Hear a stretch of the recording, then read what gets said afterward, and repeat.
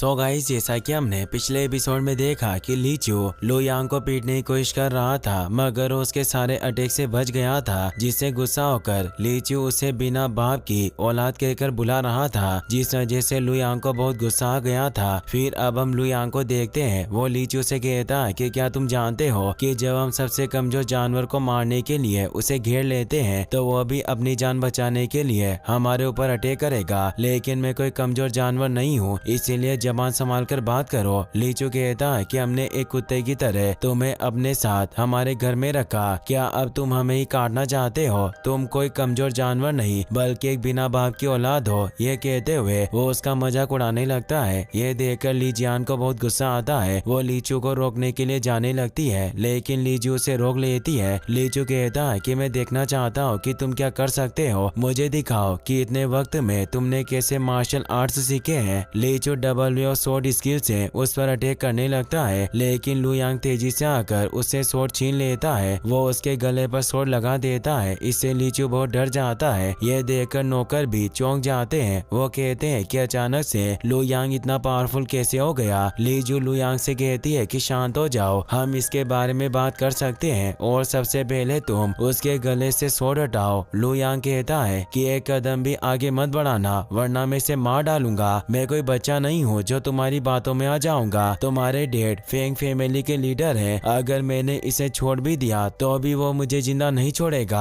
वैसे भी वो बहुत वक्त से मुझे मारने की कोशिश कर रहा है, और आज ये सब होने के बाद तो वो मुझे कभी नहीं छोड़ेगा। लीजू कहती है कि मेरे ऊपर भरोसा करो, अगर तुमने मेरे थर्ड ब्रदर को छोड़ दिया तो मेरे डैड तुम्हें कुछ नहीं करेंगे। लीचू भी कहता है कि मेरे डैड मुझसे बहुत प्यार करते हैं, अगर मैं उन्हें मना कर दूं तो तुम्हें नहीं मारेंगे, बस तुम मुझे जिंदा छोड़ दो। लू यांग कहता है कि ये सब बकवास करना बंद करो, अगर खुद किंग होंग भी मुझे प्रॉमिस करे कि वो मुझे नहीं मारेगा, फिर भी मैं उसकी बात पर यकीन नहीं करूंगा। मैंने हमेशा तुम्हारे साथ अच्छा बर्ताव किया, मुझे लगता था कि आगे जाकर हम दोनों अच्छे दोस्त बन सकते हैं, लेकिन तुमने हमेशा मुझे परेशान किया, हमेशा मेरे साथ एक नौकर की तरह बर्ताव किया और बिना वजह से मुझे मारा। मुझे आज भी समझ में नहीं आ रहा है कि तुम मुझसे इतनी नफरत क्यों करते हो। लीचू कहता है कि मैं मानता हूँ कि मैंने तुम्हारे साथ बहुत गलत बर्ताव किया, लेकिन मैं प्रॉमिस करता हूँ कि आज के बाद मैं किसी के भी साथ ऐसा बर्ताव नहीं करूँगा, इसीलिए आज मुझे माफ कर दो और मुझे जिंदा छोड़ दो। लू यांग कहता है कि मुझे तुम्हारी किसी भी बात पर भरोसा नहीं है, इतने सालों तक तुमने मुझे परेशान किया और मेरी बेइज्जती की, लेकिन आज ये सब खत्म करने का वक्त आ गया है। वो लात मारकर उसे दूर गिरा देता है, इससे लीजू को बहुत गुस्सा आता है। वो अपनी स्वॉर्ड एक्टिवेट कर लेती है और फॉलिंग लीव्स से लू यांग पर अटैक करती है, मगर वो भी फॉलिंग लीव्स स्किल की मदद से उसके अटैक को रोक देता है। ये देखकर सब चौंक जाते हैं, क्योंकि falling leaves short body realm में मिड लेवल का मुंह था। लीजू डबल वेव स्वॉर्ड से उस पर अटैक करती है, लेकिन इस बार भी लू यांग अपने कोइलिंग ड्रैगन मुंह से उसके अटैक को फेल कर देता है। इससे लीजू को बहुत गुस्सा आता है। वो दूसरे स्टूडेंट से लू यांग पर अटैक करवाती है, लेकिन लू यांग वहाँ से भाग जाता है। वो स्टूडेंट भी उसके पीछे जाते हैं। लीजू लीचू को चेक करती है। वो कहती है कि इसका कल्टीवेशन बिगड़ गया है और उसके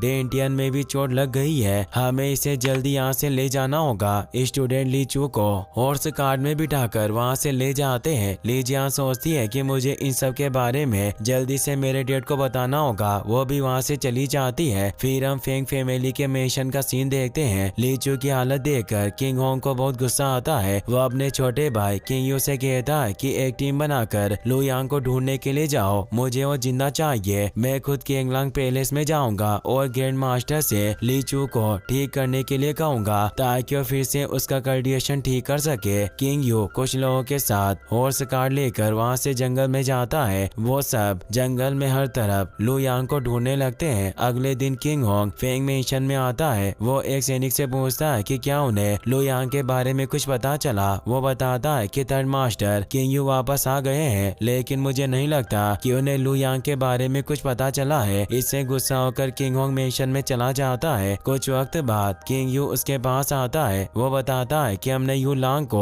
पूरे जंगल में ढूंढा, पर हमें वो कहीं नहीं मिला। किंग होंग कहता है कि मैंने तुम्हें इतना आसान काम दिया था, मगर तुम उसे भी पूरा नहीं कर पाए, ये बहुत ही शर्म की बात है। किंग यू कहता है कि लू यांग बहुत चालाक है। हम ड्रैगन वैली के पीछे वाले जंगल में गए, तब तब 9 लोग उसका पीछा कर रहे थे। वो सभी शॉर्ट बॉडी रियल में पर थे, लेकिन लू यांग ने उन सबको घायल कर दिया। उसके बाद वहाँ से गायब हो गया। हमने उसके पैरों के निशान का पीछा किया। फिर हमें पता चला कि वो अपनी जान बचाने के लिए डेविल मिस्ट फॉरेस्ट में भाग गया। कुछ वक्त पहले लू यांग के नाना फेंग सी युआन कुछ लोगों के साथ मेडिसिन ढूंढने के लिए डेविल मिस्ट फॉरेस्ट में गए, लेकिन उनमें से कोई भी वापस नहीं आया। इसीलिए हम में से कोई भी उस फॉरेस्ट में नहीं गया, मगर मैंने फॉरेस्ट के बाहर गार्ड्स लगा दिए हैं। अगर लू यांग बाहर आया तो उसे पकड़ लेंगे। किंग होंग कहता है कि डेविल मिस्ट फॉरेस्ट सच में काफी अजीब जगह है। अच्छा हुआ कि तुम उस फॉरेस्ट के अंदर नहीं गए। लू यांग सच में बहुत चालाक है। किंग यू कहता है कि वो जानबूझकर उस फॉरेस्ट में गया है क्योंकि वो जानता था कि हम फॉरेस्ट के अंदर नहीं आएंगे, लेकिन शायद उसे पता नहीं है कि डेविल मिस्ट फॉरेस्ट से बाहर निकलना बहुत मुश्किल है। कुछ साल पहले फेंग सी हाई और उसके साथी फॉरेस्ट के अंदर गए थे, मगर वो भी वापस नहीं आए। मुझे पूरा भरोसा है कि लू यांग भी वहाँ से बाहर नहीं आ सकेगा और मारा जाएगा। किंग होंग कहता है कि मुझे पहले उसे मार देना चाहिए था। ली जू ने मुझे बताया कि लू यांग ने शॉर्ट बॉडी रियल्म के मूव्स का यूज किया था। किंग यू कहता है कि शायद कोई उसे सीक्रेटली मार्शल आर्ट सिखा रहा है, जिस वजह से वो इतनी कम उम्र में शॉर्ट बॉडी रियल में पहुंच गया। मुझे पूरा भरोसा है कि लू यांग के second uncle Feng king Liu ने उसे ये सब सिखाया होगा। ये सुनकर किंग होंग को बहुत गुस्सा आता है। इसी के साथ ये एपिसोड यहीं पर खत्म हो जाता है।